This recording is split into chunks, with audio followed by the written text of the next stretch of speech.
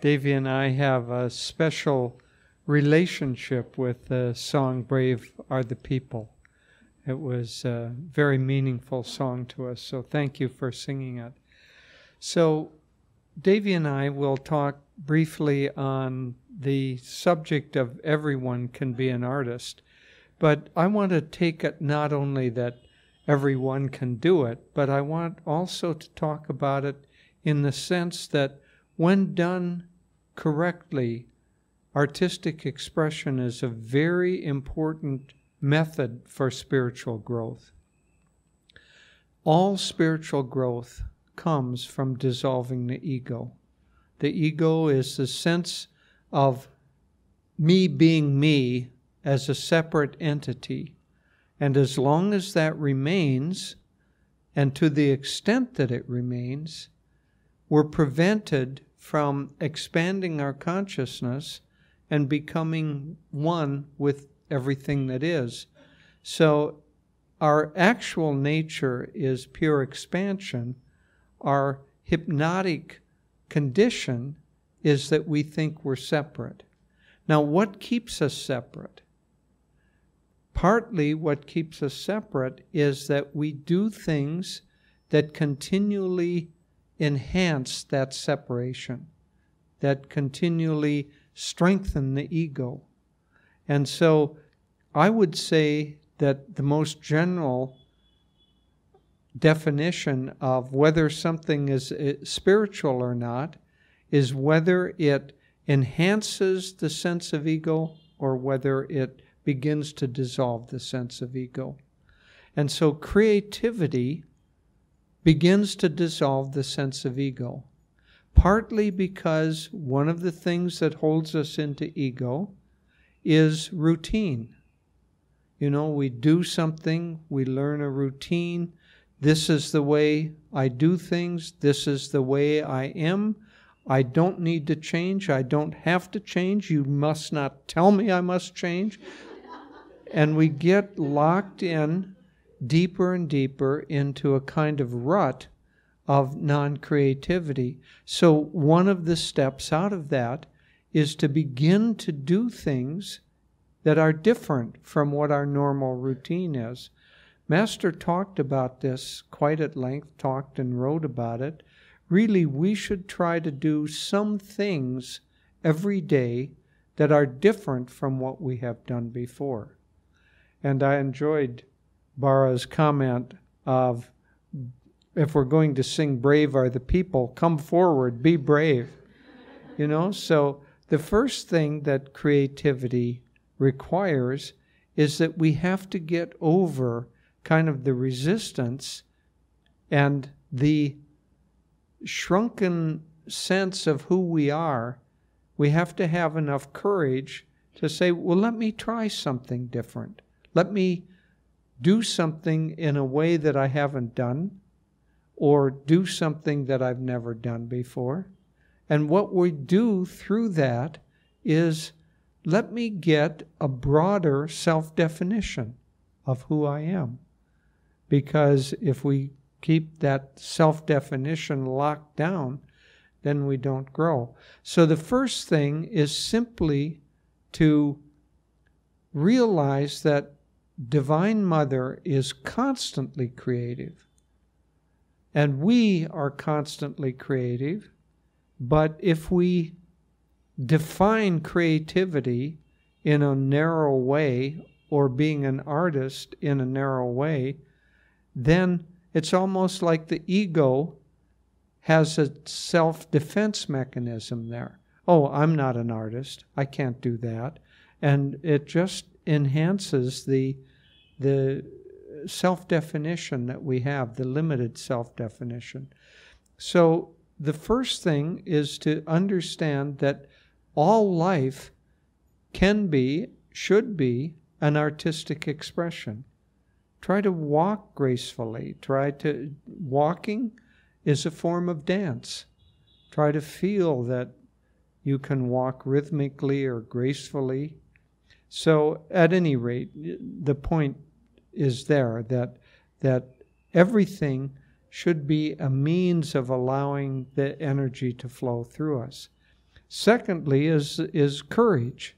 We have to have the courage to try to do something that we haven't done before.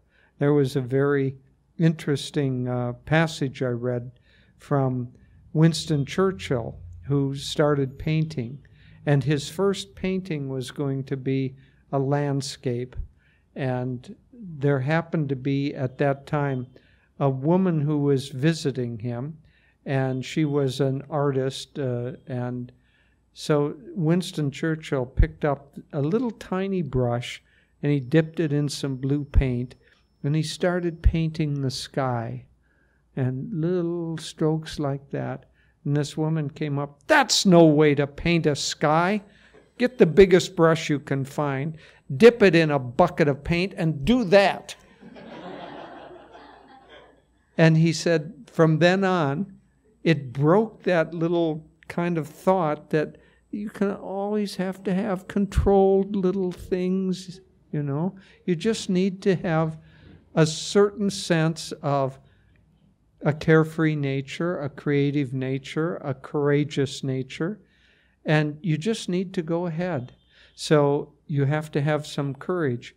Having courage is helped by realizing that you're going to make mistakes. If you can't make a mistake, you can't be creative. Because creativity, especially going into a new field or anything that you haven't done, of course you're going to make mistakes. So part of learning is to make a mistake and then realize, oh, I don't paint a sky by having tiny little strokes. I paint it by a big swash. I don't cook by having to kind of carefully measure every little grain of spice. I take some spice and I put it in the pan and I cook that. And so you keep experimenting. And if you experiment with concentration, then that creative element will begin to flow through you. And you will get better and better and better at whatever you do. Which brings me to my third point. Don't care whether you get better or not. Because having that standard of, oh, I have to do this, I have to be good at it, I have to do it really well, just blocks the flow. So think of it this way. All of us are creatives. All of us are artists. All of us are channels for the divine creativity to flow through us. But by our mental patterns and by our hang-ups, we block that flow of creativity. And so the primary thing is to get rid of the blockages. It's not that you have to learn how to be creative. You may have to learn a certain skill, but you don't have to learn how to be creative. You simply have to block the false self-definitions that make you think, I'm not creative. And so let that energy just flow through you. And it's also important not to compare yourself. It's not easy when you're trying to develop an art form, but it's good. It's good practice. Don't compare yourself to other people. One time, very wonderful Swami visited Ananda village in the early years, and Devi had been on the path 2 or 3 years, I'm not sure exact timing, but she asked him, how do you stay on the path for a whole lifetime? He gave a very interesting and a very somewhat surprising but very wise answer. He said, never compare yourself to anyone else. So it's that sense of comparison with somebody else that makes us say, oh, I'm not very good. Maybe I can't meditate very deeply. So-and-so is a deep meditator, but I'm not anywhere near that. I'm not worthwhile. I think I'll quit. So that sense of comparing yourself to other people, let's face it, there's always going to be somebody better than you are. There's always going to be somebody more beautiful or more stronger or more athletic. And one of the great fallacies of modern life, great dangers, is that we have mass advertising.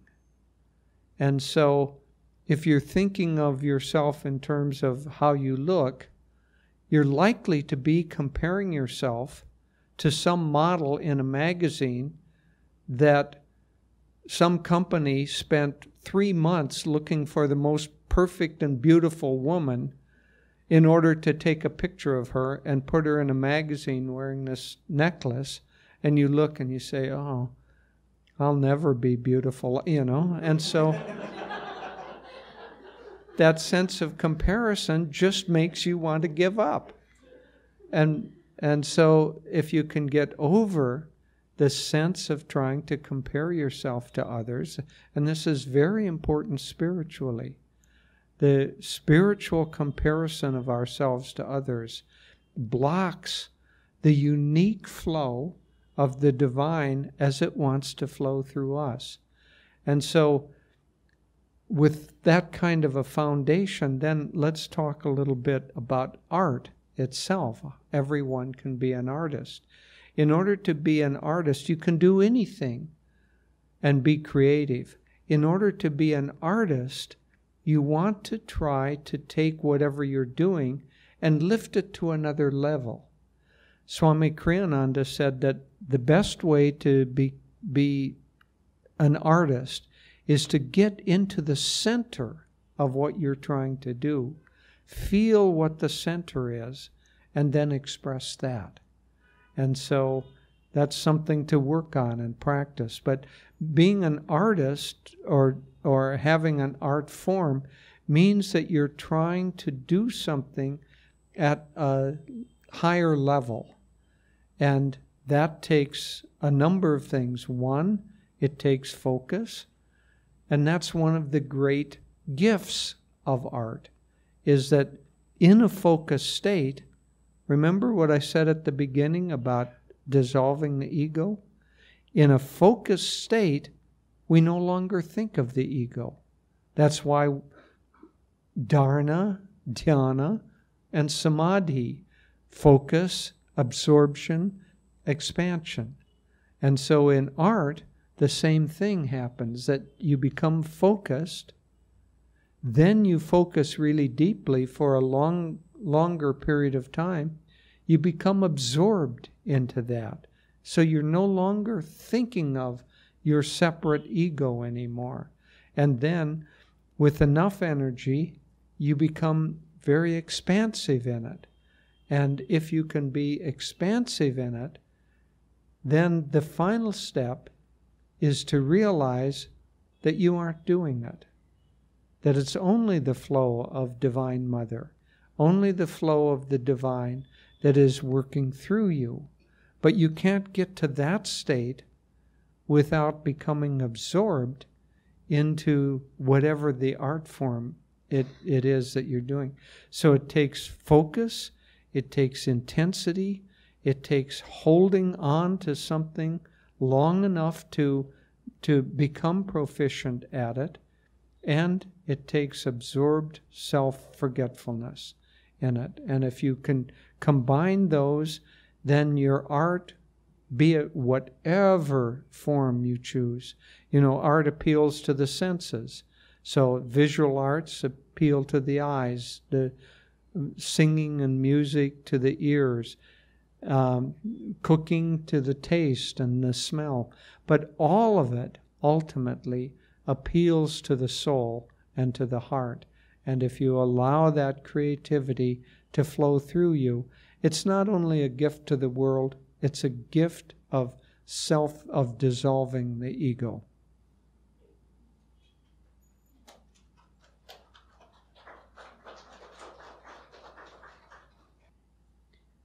That was not very courageous clapping.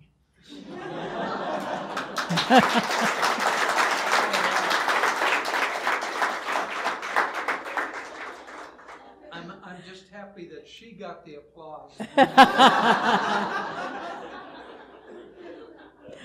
Okay, well, we don't have a lot of time, but I did want to take a moment and thank all of our wonderful Chennai Sangha here for, Pune Sangha. I'm moving on to the next city, our Pune Sangha.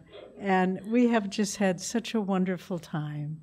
I mean, starting with that remarkable concert and all the different aspects, and then culminating in this wonderful weekend devoted to the arts, and with the children being creative this morning, and just every aspect of it has just been wonderful. And we're very, very grateful to all of you here in Pune for everything that you are doing to serve others, to serve the Guru.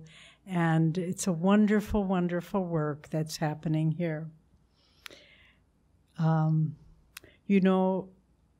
There's a wonderful spiritual work, very popular in India, started by Sri Ravi Shankar, called The Art of Living. But I have to tell you a little secret. That phrase, the art of living, was actually coined by Guruji in the 1920s. And he gave many, many lectures on the art of living. And what he was trying to convey in this, just as if you want to paint a painting or do any traditional art form, you need to take up the discipline. Well, all of life, for every one of us, we need to take up the discipline of living a godly life. And it's not something that just flows naturally, because the world and the ego will pull you in the other direction. Oh, don't you want to be famous? Don't you want to be important? But the art of living is really about aligning your consciousness with a higher truth, with God's consciousness. And so we can say that one of the first aspects of being an artist in the art of living is to, in all that we do, to try to reflect a higher truth, a universal truth. I remember once we were in Mumbai a few years ago, and we were staying at the ISKCON Center there. We were doing some programs. And at one of the tables in the dining room, it just caught out of the corner of my eye, there was a young family seated there and a young mother. And she had a child, maybe about 3, 4 years old, and she was feeding him. And my attention just got drawn, because in that little scene, in the midst of noise and hubbub and many people, there was Divine Mother. And the delight in her face every time the child took a spoonful of food, I just couldn't stop looking at it. And I thought, this is not just a woman and a child. This is a universal truth of the Divine Mother, who is always caring for us, always feeding us. And so we need to see whatever our calling in life is, if it's a businessman, if it's a mother, if it's a doctor, a bookkeeper, a monastic, what is the universal truth that I am trying to express through my life? Not just me, but there's an ideal that of every role we have to play. And the more we get in line with the universal truth of being a parent or being a teacher or being an artist, the more we get in touch with that universal truth, that's when we begin to transcend the ego. And another aspect of this is to try to live with absolute, to the extent that we can, strive to live with integrity in all that we do. I remember once we were with Swamiji, and this was in the West, And we were somewhere and we were listening to a piece by the Western composer Mozart. And Swami loved music. He loved all forms of music. And he became we were sitting next to him, and he became very absorbed in that, listening to this piece being performed by Mozart. And then at the end, he made a little comment. He said, Mozart was such a consummate artist, such a perfect artist, because he never compromised integrity with showmanship, meaning he never did what would be popular just to be successful, but every note had integrity.